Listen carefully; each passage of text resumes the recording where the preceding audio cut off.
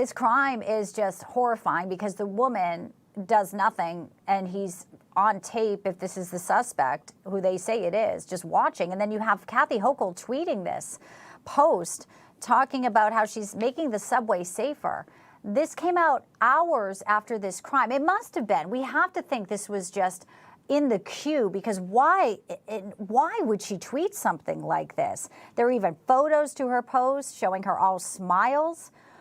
Richie Torres blasted her, say why is she taking a safety lap. Is there any reason you think she would do this? Do you think this was intentional to kind of distract from the story?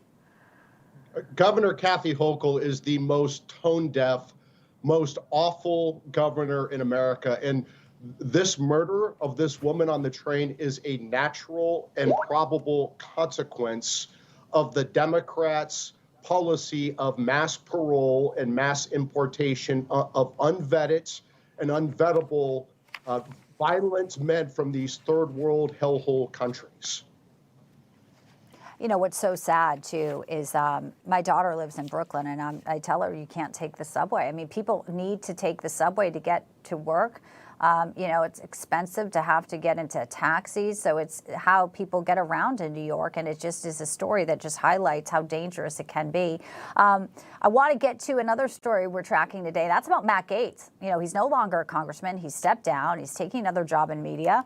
But House Ethics now says they're going to release this report that they did on, you know, his alleged sexual misconduct and reported drug use.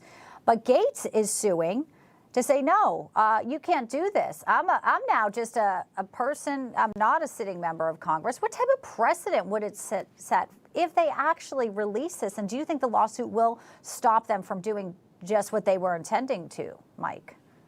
The House is not following its normal rules and procedures here.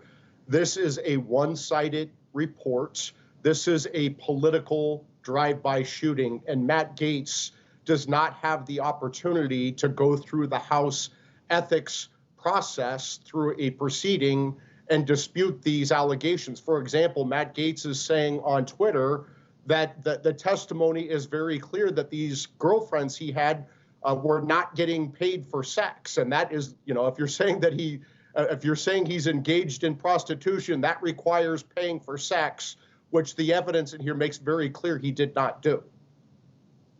You know, two sides to every story, as you said. And the other thing he's sort of dangled out there, he did win his seat in Congress, in the upcoming Congress. So he said, I could actually go in and talk about what the rest of you guys are accused of. I don't know if that's just a veiled threat, but I would think that others would be thinking about that as well. What do you think of that take from Gaetz? I would love for Matt Gaetz to go into the House. He won the seat. He has every right to do it. So what the hell? Go in and burn down the damn place.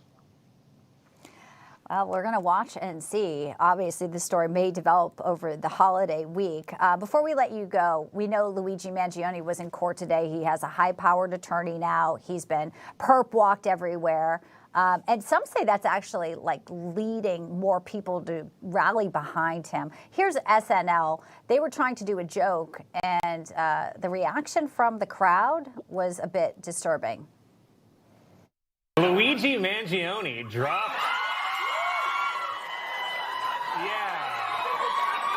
Yeah, definitely woo. I think Colin Jost handled it really well as you can do it when you hear people cheering for an accused assassin. Cold blood. The CEO had children. This is the holidays.